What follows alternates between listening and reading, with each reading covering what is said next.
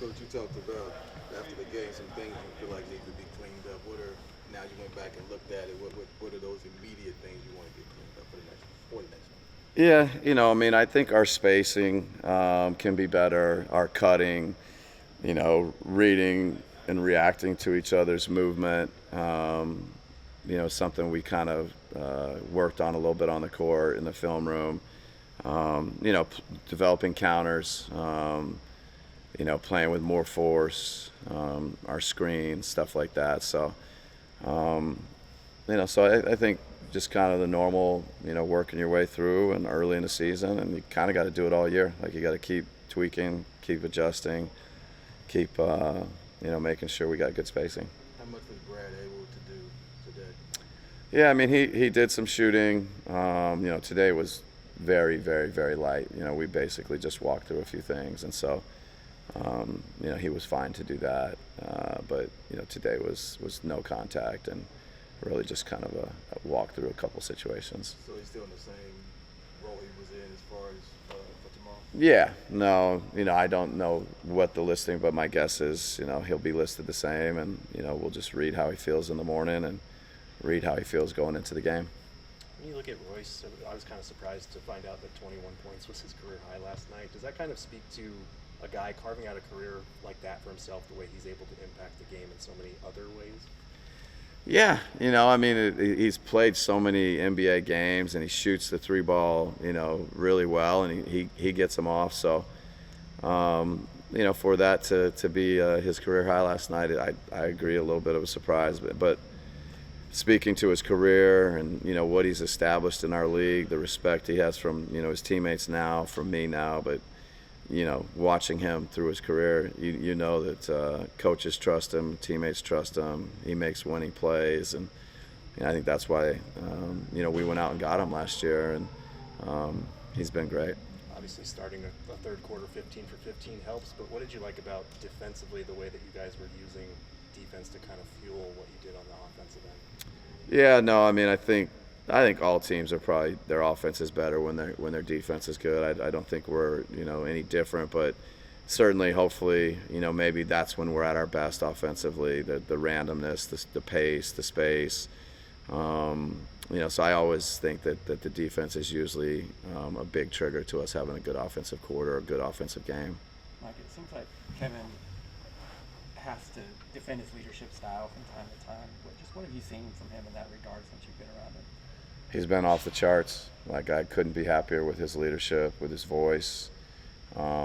We've talked some. We're kind of through the camp phase of life, but how hard he went in camp, how the drills and the different things, and he set the tone for us as an organization, for us as a team, and it's not just been by leadership. It's been his voice. He's put his arm around young players. He's put his arm around veterans. He's put his arm around me. And so it's something that's important to us. I don't know if he likes it or knows it, but I'm gonna keep pushing him to be, his best in all ways, including as a leader. But I could not be happier with his leadership. Tim Duncan was kind of a quiet guy. I mean, but yet he was known as a great leader. I mean, what was he like back when you were around him? Yeah, I mean, he's always been an example of a leader to me who just did it in a very quiet, a very understated way. That was just incredibly impactful. Tim Duncan putting his arm around you could change, a player's perspective, whatever it was he needed. And I don't know what he was whispering in his ear, but I know how important it was. And I think people want leaders to maybe be the, yelling, screaming, in-your-face types, and those kind of guys exist and are good. But quiet, subtle, understated leadership is something that can be incredibly impactful. With Ryan, I'm not sure how involved you were in the pre-draft process, but was he a guy that you guys identified through your reports as someone like who could shoot mechanically? It was just more of a confidence thing with him? Yeah, no, we had him in for workouts, and we watched him, shoot, and I think that was a real area, to dig in on, during when you get, these guys going through the draft process. You get them in your gym. There's certain things that you want to maybe give extra attention to. So watching him shoot, and Mechanics, I think as a group, the front office, the coaches, all of us talked about his mechanics and his shot, and that overall we were encouraged. And were there some things that we thought we could help him with and help him grow and develop? Yeah, but the basics, we were encouraged. And he had a lot of other things obviously to offer too. So yeah, he's been good. How great has he been with like some of the little tweaks you guys have been looking at, whether it's like the guide hand, his base, just like the little minor tweaks you guys were looking at as you were referring to? Yeah, I think he's been really good. I probably just try and stay out of it. Just tell him keep shooting. That's my job as his coach, is just tell him to shoot. And then the assistants do all the dirty work, and he does all the dirty work. And I know how hard he's, how much time he's putting in, how hard he's working on it. I know the assistant coaches are the attention to detail is a high level, and I stay away a little bit if I'm honest with you. What have you thought about Mason's rebounding and screening and impact he's had since he's had those minutes on the court? Yeah, no, he's been really good. The multiple games where he's come in and just given us a spark. I don't like that we're getting down early, but I think he's been a big part of flipping games for us, and it's been a little bit of everything. But the rebounding has stood out. We're encouraging not just him, but everybody. Like, our screen setting's got to be better, and so yeah, he's been a really good addition for us. Yeah, Ryan, aside from basketball, he said that he grew up as a Yankees fan, and if he was actually had aspirations of being a baseball player before turning to basketball. So the baseball season just ending. You growing up here in Arizona, is there kind of a cringe when you see the Dodgers win it all, or no? Trying to figure out how honest to be. But since I'm a little bit older, and when I grew up here in Arizona, we had no team. So you got to pick your team, and the Dodgers were my team. So I'm beyond ecstatic that they won. I'm sure I have to meet the Diamondbacks manager in front office, and I'm going to flip to the Diamondbacks starting now. But the Dodgers were my squad growing up, and I don't know when the Diamondbacks arrived, to be honest with you. But I think I was well out of college and on to life. All right, thanks guys. When you go back and look at last night's game, what you feel like was the difference defensively in the second half? They scored 70 in the first. What do you feel like you guys did differently?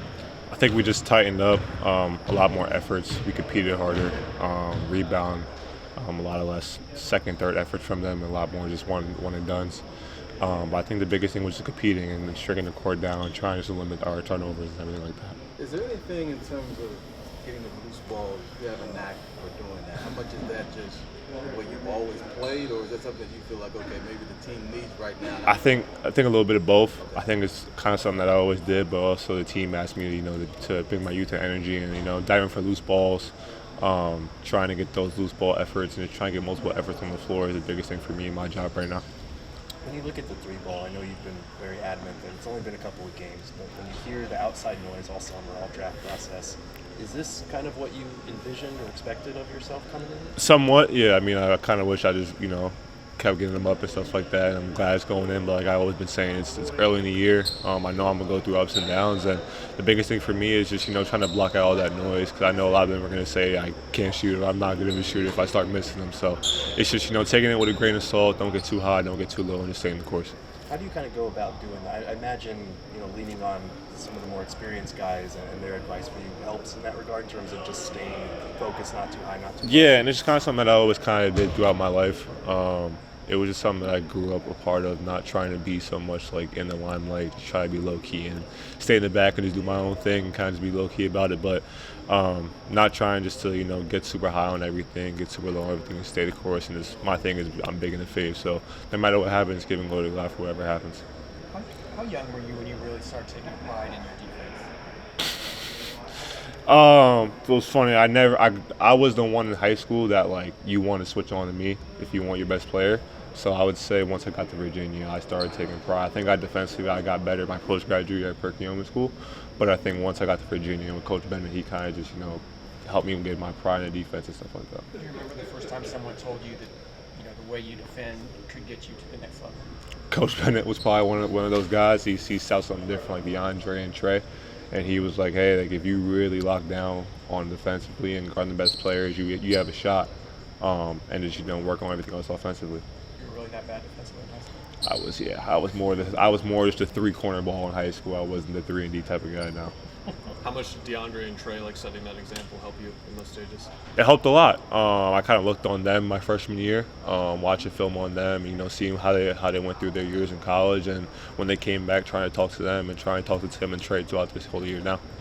Did it surprise you, just given like we see you in this environment now, like you're a skilled offensive player? Did it surprise you at Virginia how little you scored? I just tried to do my role, man. It wasn't even like trying to go get 30 or go get 40. It was just whatever I got to do to win. That was my thing. That's kind of just been in my life. I know, like, I'm not a guy that's going to try to score 30 or 40 a night. I'm just going to try to do the little things right now just to get my team to win. And hopefully, down the road, 10, 6, 7 years, I get to that opportunity where I have to go score some more baskets. But for right now, just kind of do the same thing I'm doing now.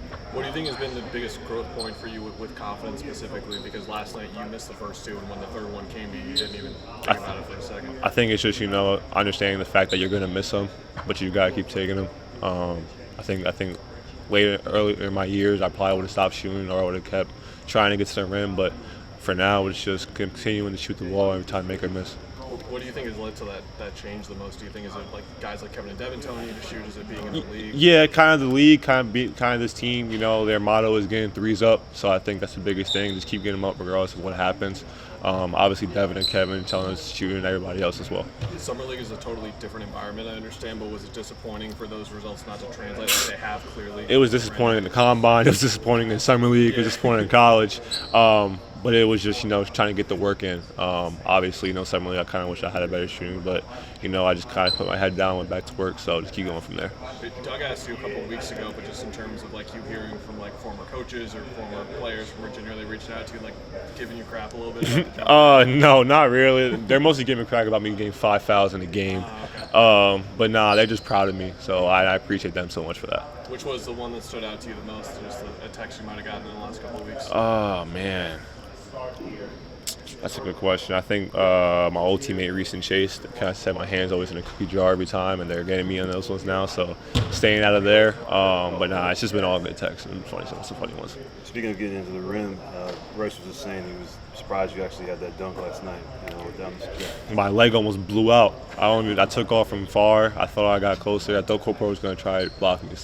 But I'm glad I got those 2 points. Yeah, last week you were saying how you hope to have more dunks, and so last night obviously was one. So how do you feel that that's helped you in terms of just getting out and having that explosiveness to make sure that you can help rev up the offense a little more? Yeah, I just think for me getting out in those transition type of baskets, getting to the rim, cutting and finishing at the rim is going to help a lot. And then hopefully, as I keep building shot-wise, they're going to close out harder. So just trying to continue to make reads like that and just trying to get to the rim a little bit more. Yeah, away from basketball. Baseball season just ended. Your brother was actually a major league player. Yes. So, what made you go in that direction and him and towards baseball? I always played baseball growing up.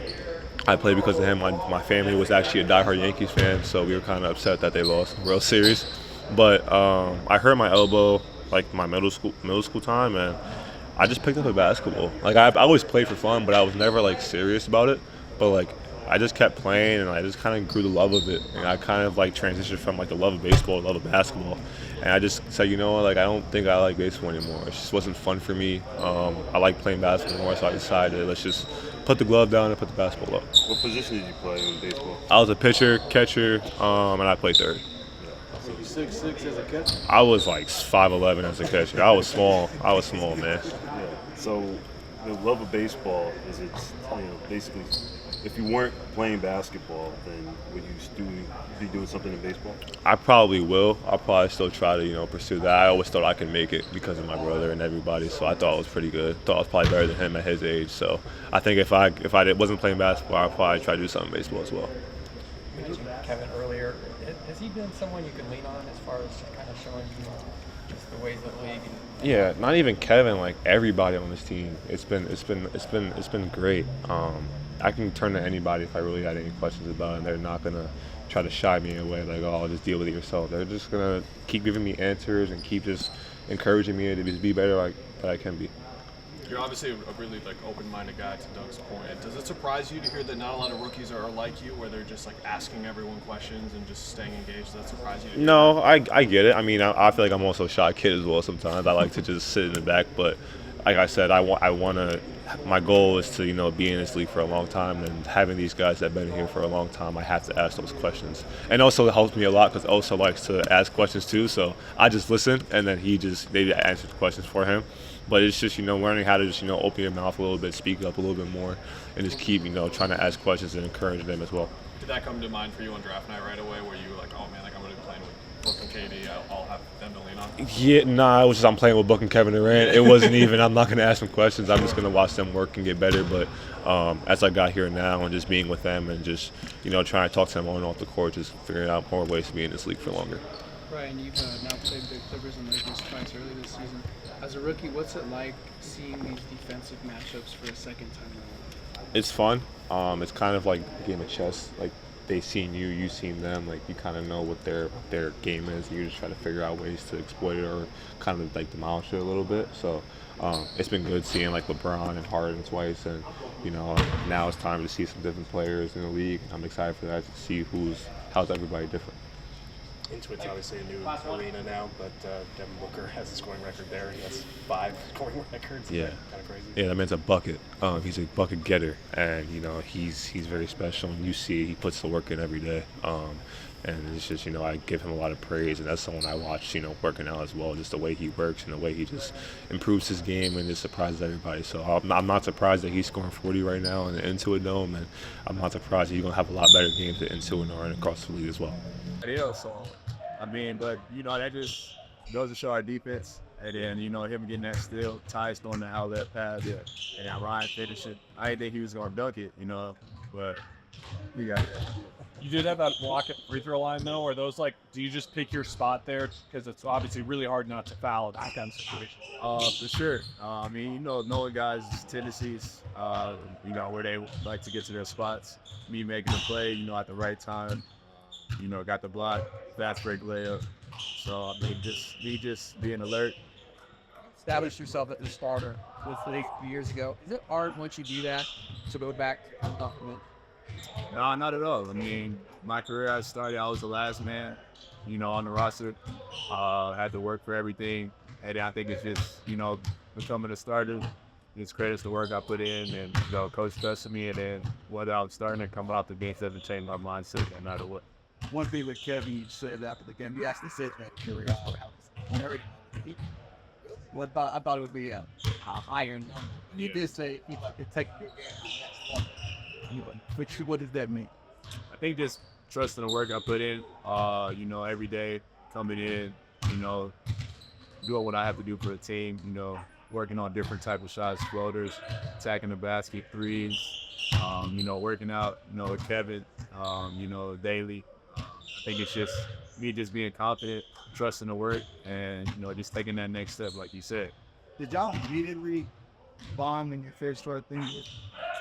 For sure. Throughout the years, guarding him, taking the challenge. Growing up, he was, one of my favorite players. Watching him throughout his whole career, seeing what he does, and having a chance to guard him, taking that challenge, and then, being teammates. I think we just had that connection. Thanks, Royce.